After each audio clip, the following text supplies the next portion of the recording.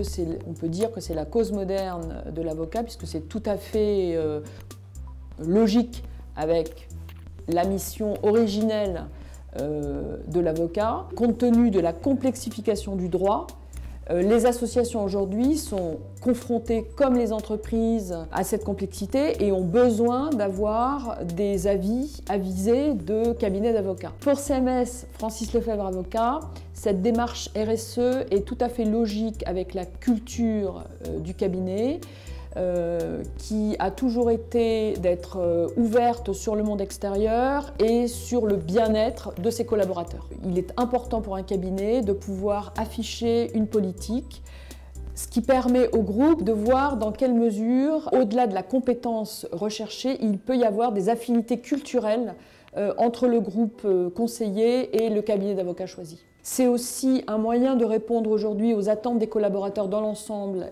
et des jeunes particulièrement qui souhaitent s'engager à titre personnel dans des actions autres que professionnelles. Nous avons décidé il y a maintenant 2 ans de structurer notre politique en la matière.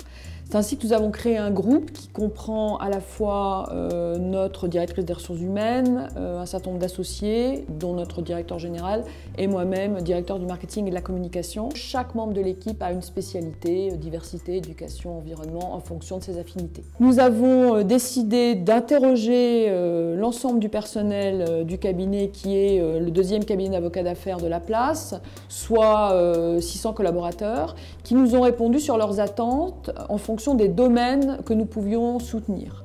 Nous avons donc ajouté à l'environnement, au handicap et à la précarité le domaine de la diversité, celui de l'éducation et celui de la santé. C'est ainsi que nous avons décidé de soutenir 3 associations, à la fois financièrement et en mécénat de compétences.